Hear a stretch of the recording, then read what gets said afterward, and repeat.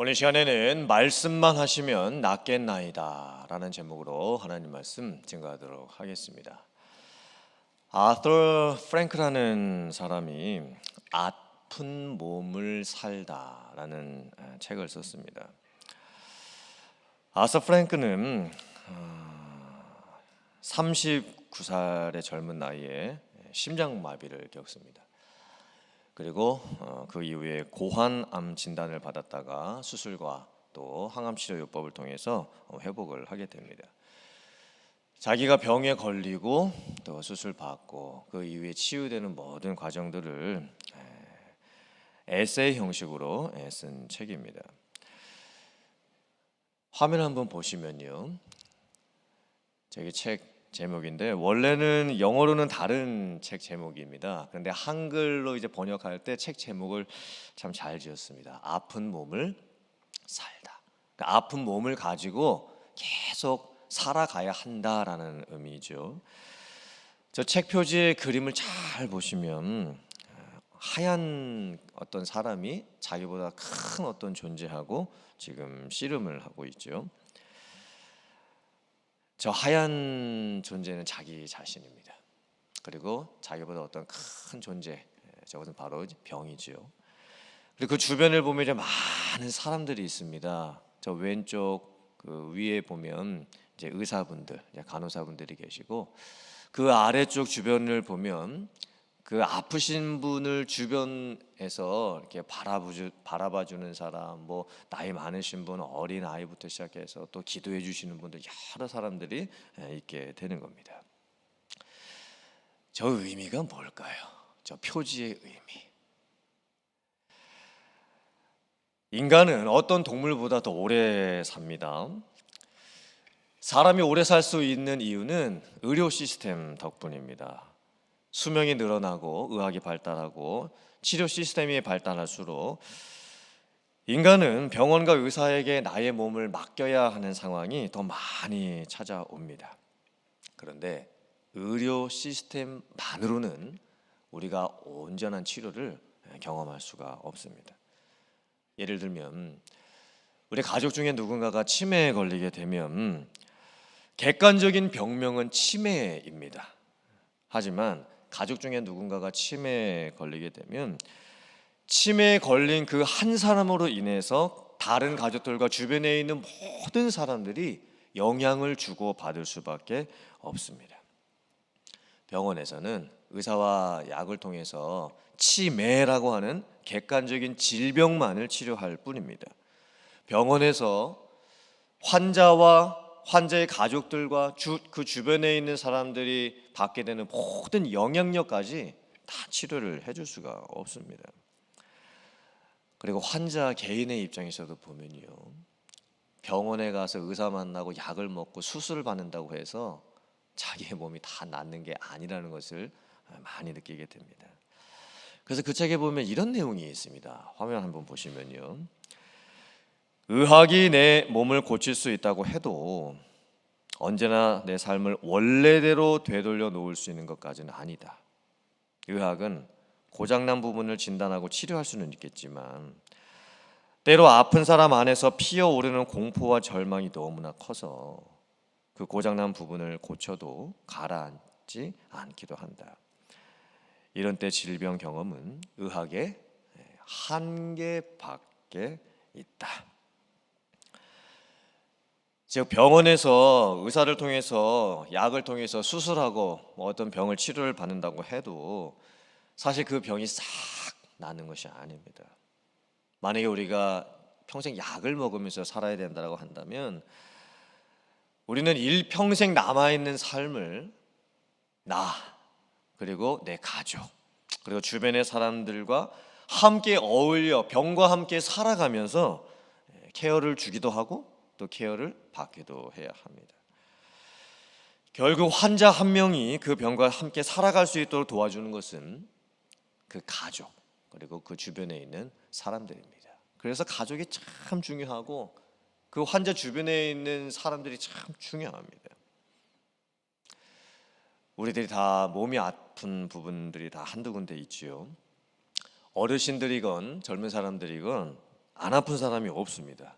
아픈 정도만 다를 뿐입니다. 누구는 중증으로 아프고 누구는 경증으로 아플 뿐입니다. 우리는 다 아픕니다. 우리가 교회에서 내가 아프거나 다른 분이 아플 때 서로를 위해서 기도를 많이 해주게 되죠. 어쩌면 교회에서 서로를 위해서 기도해 주는 것이 환자를 케어해 주는 병원에서 해줄 수 없는 중요한 부분입니다. 물론 교회에서 솔직하게는 기도해 주었다라고 해서 모든 병이 다 순식간에 낫는 것도 아닙니다. 그런데 우리가 아플 때 서로를 위해서 교회에서 함께 해주는 그 기도는 병원에서 해줄 수 없는 역할을 우리가 해주는 것입니다. 병원에서는 객관적인 질병만을 치료를 해주죠. 하지만 사람이 아프다라는 것은 질병 때문에만 아픈 게 아닙니다. 내가 어떻게 병이 생겼을 때에 그 병으로 인해서 나에게 생겨지는 여러 가지 복잡한 상황들이 생기게 됩니다. 그것은요, 병원에서 치료받을 수 없습니다. 그것은 가족들과 주변에 있는 사람들과 특별히 교회에서 함께 해주는 기도를 통해서 치료를 받게 되는 겁니다. 성경을 읽어보면 예수님께서 참 많은 환자들을 고치셨습니다. 그런데 예수님께서는 환자의 아픈 그 몸만을 고쳐주시지 않습니다. 소경이 눈을 못 보게 됐을 때 예수님께서 소경의 눈만 떠가지고 보게 해주시는 것이 아니라 예수님을 볼 수 있게, 그리고 구원을 받을 수 있게 해주십니다. 나병 환자를 고치셨을 때 온몸에 고름이 나고 있죠. 몸이 문드러지는 그 질병만 고쳐주신 것이 아니라 제사장에게 가서 그 나은 몸을 보이게 하고 그가 다시 가족과 사회로 돌아가서 다시 살아갈 수 있도록 해주십니다. 오늘 말씀에는 백부장의 종이 중풍병으로 병들었을 때 예수님께서 낫게 해주시는 내용이 나옵니다. 과연 오늘 이 말씀 안에는 하나님께서 우리에게 주시기를 원하시는 어떤 은혜와 또 회개와 또 결단이 담겨져 있을까요? 함께 나누기를 원합니다. 첫 번째, 말씀의 권세 아래에 있는 자가 치유를 경험합니다. 오늘 말씀에는 백부장이 한 명 나옵니다. 백부장은 로마 군대의 지휘관으로서 100명의 군사를 거느리고 있는 지휘관이었습니다. 백부장은 로마 시대에 상당한 권세가 있는 사람이었습니다. 로마 군대에서도 큰 역할을 감당하는 사람이었습니다. 대표님, 오늘 본문 말씀이 누가복음 7장에도 동일하게 똑같이 나오는데 이 백부장은 유대인들을 위해서 회당을 건립하는 등 선행을 많이 하고 존경을 많이 받는 사람으로 소개가 됩니다. 백부장은 유대인이 아니었고 로마 사람이었고 이방인이었지만 영적으로 유대교에 많은 관심을 가지고 있었고 또 하나님을 믿고 있는 사람이었던 것 같습니다. 또한 예수님에 대한 소문을 들었을 때 예수님을 찾아왔던, 그리고 예수님으로부터 자기 수하에 있었던 그 종의 병이 낫기를 간청했던 신앙이 많은 사람이었던 것 같습니다. 백부장에게 중풍병을 앓고 있었던 그 종이 한 명이 있었습니다. 백부장은 예수님께 그 종을 고쳐달라고 간청을 합니다. 그때 예수님께서 내가 너의 집에 가서 그 자를 고쳐주리라 말씀을 해주십니다. 그때 백부장의 대답이 참 놀랍습니다. 주님께서 내 집에 들어오심을 내가 감당하지 못하겠사오니 여기서 말씀만 해 주시옵소서. 그 하인이 나을 것이라고 말씀만 해 주시옵소서. 그러면 진정으로 내 하인이 낫겠나이다. 왜 백부장은 예수님께서 자기 집에 들어오신다라는 것을 감당할 수 없다고 그렇게 이야기를 했을까요? 백부장 정도 되면 어느 정도 큰 집에 살고 있었을 겁니다. 좋은 집에 살고 있었을 겁니다. 그리고 하인을 두고 있을 정도면 웬만한 경제적인 여유도 가지고 있을 텐데 왜 백부장은 예수님께서 자기 집에 오시는 것을 나는 감당하지 못하겠다라고 고백을 하고 있을까요? 보통의 경우에는 예수님을 집으로 모셔 가려고 애쓰고 노력을 했겠죠. 근데 왜 백부장은 그렇게 하지 않았을까요? 감당하지 못한다. 이 뜻이 뭐냐면 적합하지 않은, 넉넉하지 않은, 충분하지 않은, 자격이 없는, 기쁘게 할 수 없는 이런 뜻을 가지고 있습니다. 즉 백부장은 예수님을 자기 집에 모시기에는 자기가 너무 부족한 사람이라고 지금 겸손하게 고백을 하고 있는 것입니다. 어쩌면 백부장은 자기가 죄인이라는 것을 예수님 앞에 지금 솔직하게 고백을 하고 있습니다. 앞뒤 정황을 살펴보면 백부장은 자기 자신의 죄인됨을 알고 있었습니다. 그리고 예수님께서 구원자가 되신다라는 것을 분명히 알고 있었습니다. 집을 오픈한다라는 것은 사실 자기가 지금까지 살아왔던 그 모든 삶의 모습을 적나라하게 예수님께 다 보여드린다는 의미입니다. 물론 지위도 높았지요. 가지고 있는 것들도 어느 정도 있었습니다. 하지만 자기의 부끄러운 과거까지 다 예수님께 보여드리기에는 자기가 예수님 앞에서 너무나 부족한 사람이라는 것을 잘 알고 있었던 것입니다. 또한 백부장의 대답에는 더 중요한 의미가 담겨 있습니다. 말씀만 하시옵소서 그리하면 내 종이 낫겠나이다. 백부장의 고백에는 신앙의 고백이 담겨 있습니다. 즉 예수님의 말씀의 권위를 알고 믿고 있었습니다. 백부장은 군인이었죠. 군대는 말의 명령에 의해서 움직입니다. 상관이 가라고 하면 가고 멈추라 하면 멈추는 것입니다. 이쪽 땅을 파서 저쪽에 묻으라고 했다가 다시 그쪽에 묻었던 땅을 파서 다시 이쪽에 묻으라 라고 해도 상관의 명령에 절대 복종을 해야 합니다. 말의 권세에 복종을 해야 하는 것입니다. 백부장은 자기도 남의 수하에 있었고 또 자기 수하에도 많은 사람들이 있을 때 나도 내 상관의 말에 복종하고 내 부하들도 내 말에 복종하는 것처럼 예수님께서 내 집에 오시지 않으셔도 여기서 말씀만 하셔도 그 종이 나을 수 있다라고 지금 믿고 있습니다. 백부장에게는 믿음이 있었습니다. 예수님께서 하나님의 권세를 부여받으신 분이라는 것을 믿고 있었습니다. 예수님께서 말씀만 하시면 이 세상의 모든 만물들이 다 그 말씀 아래에 복종하게 될 것이라고 고백하고 있습니다. 결과가 어떻게 됐을까요? 예수님께서 백부장에게 말씀하시죠. 가라. 내가 믿은 대로 될지어다. 그리고 백부장의 종이 그 즉시 나음을 얻게 됩니다. 예수님은 여기 계셨을 뿐이고 백부장의 하에는 그 집에 있을 뿐인데 그 집에 있었던 백부장의 종이 나음을 얻습니다. 오늘 이 말씀이 우리들에게 주시는 영적인 의미가 무엇일까요? 오늘 이 말씀은 병을 고쳐주시는 예수님에 대해서만 말씀을 하고 단순하게 예수님께서 우리의 병도 다 고쳐줄 수 있다, 그것을 믿어라, 이런 말씀이 아닙니다. 오늘 말씀은 권세의 문제를 다루고 있습니다. 여러분들께서는 누구의 권세 아래에 있으십니까?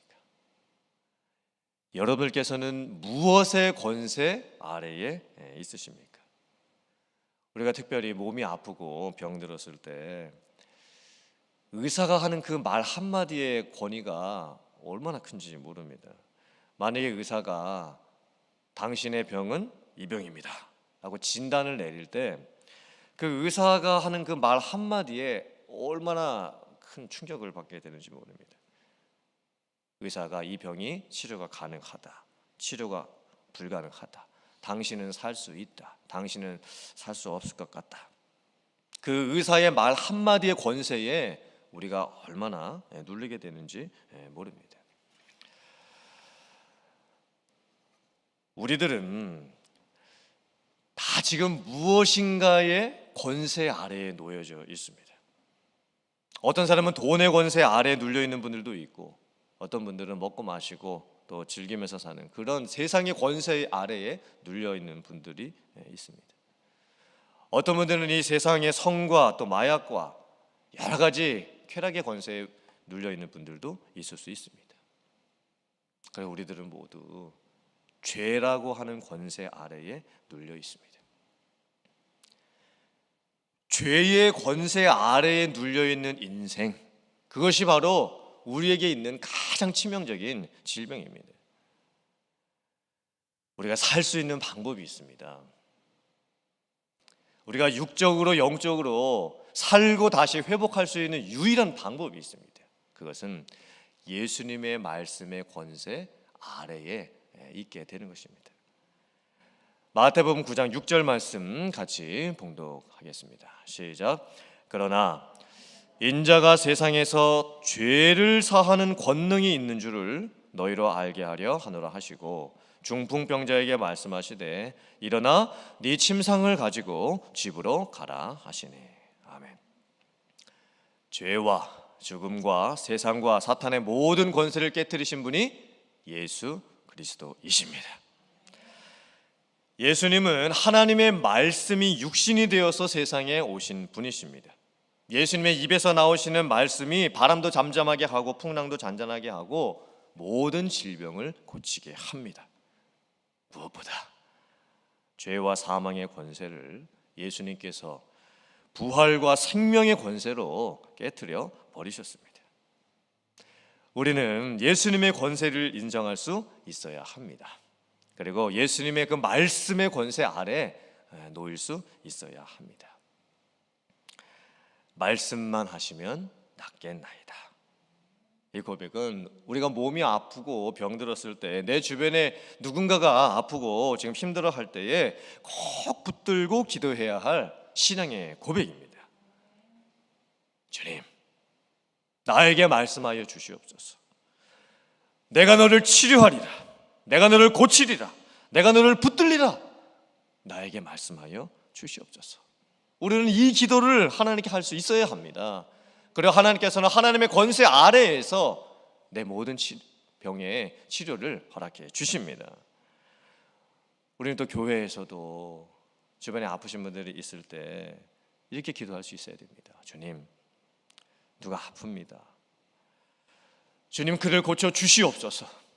주님, 누가 지금 세상의 권세 아래 눌려 있습니다. 요즘 교회도 제대로 나오지 못하고 있습니다. 하나님, 그 사람을 얽어매고 있는 모든 세상의 권세를 깨뜨려 주시옵소서.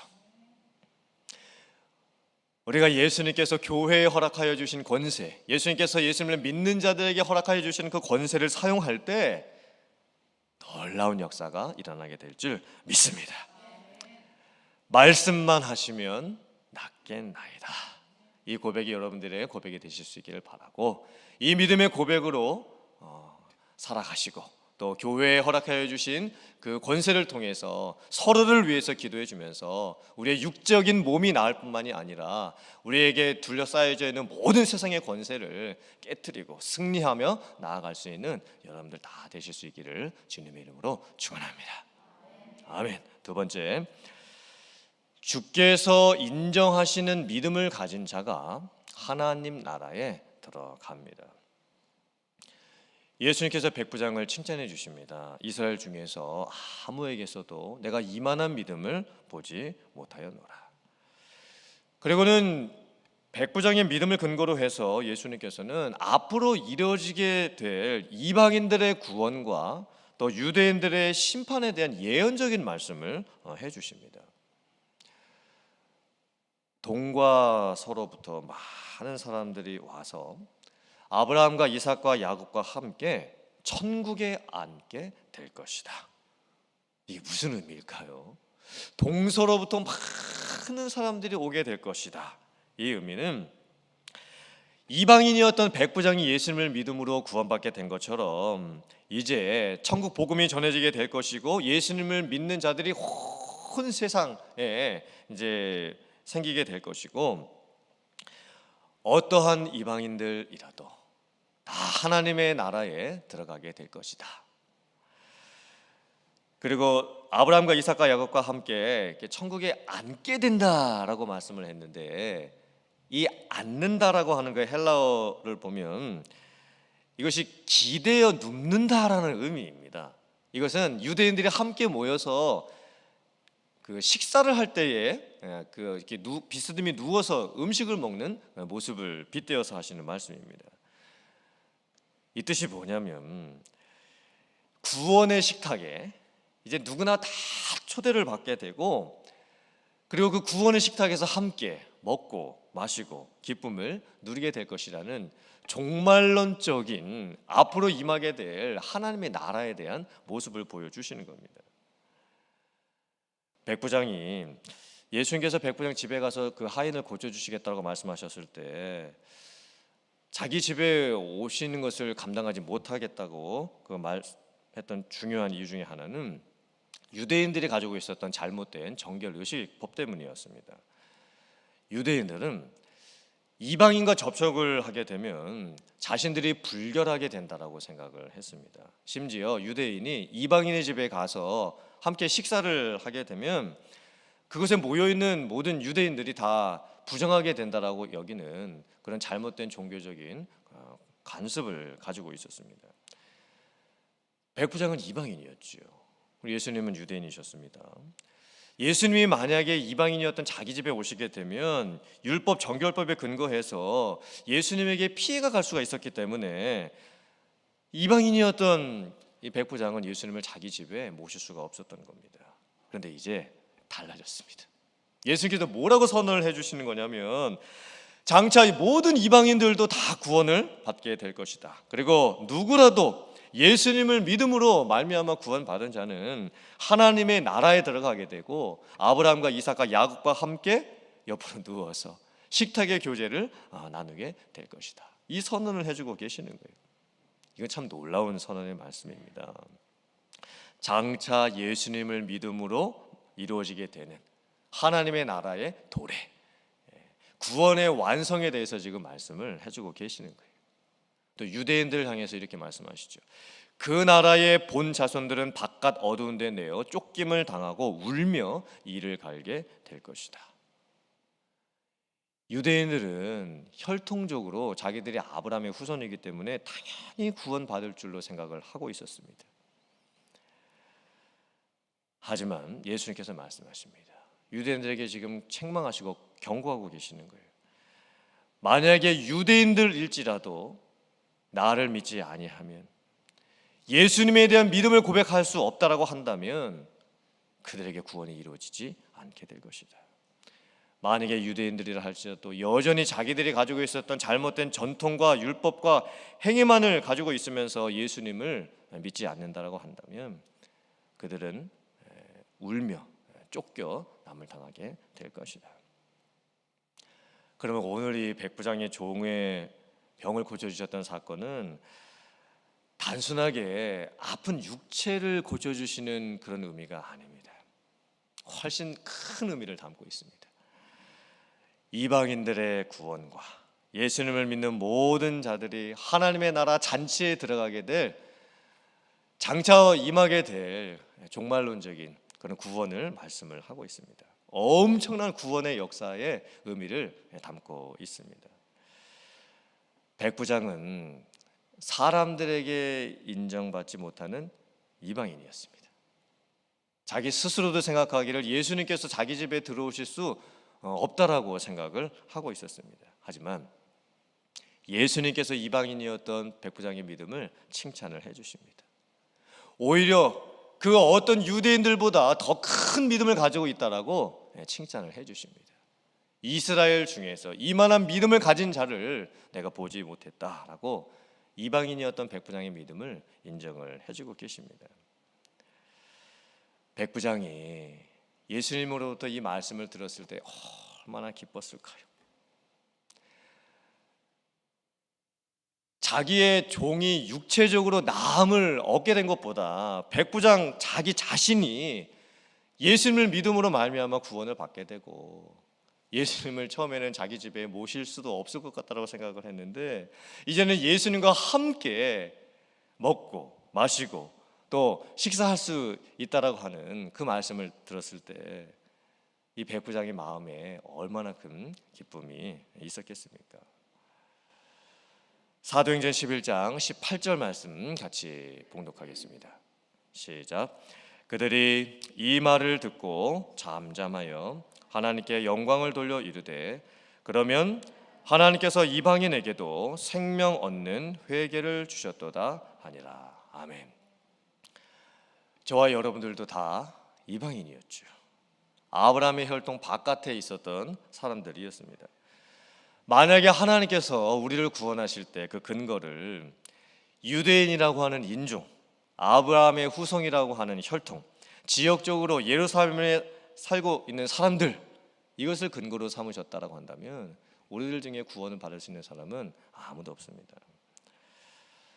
하나님께서는 저와 여러분들 구원하실 때 언약의 근거에서 구원을 해주십니다.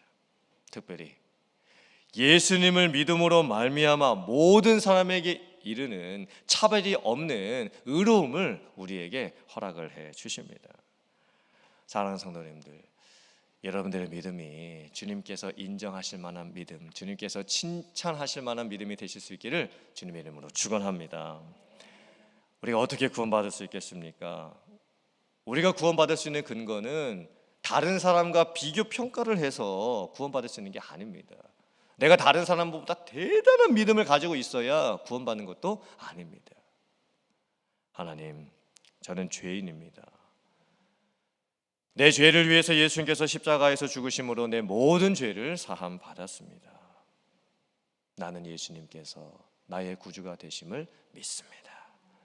이 믿음의 고백을 할 때 저와 여러분들이 구원을 받게 되는 줄 믿습니다.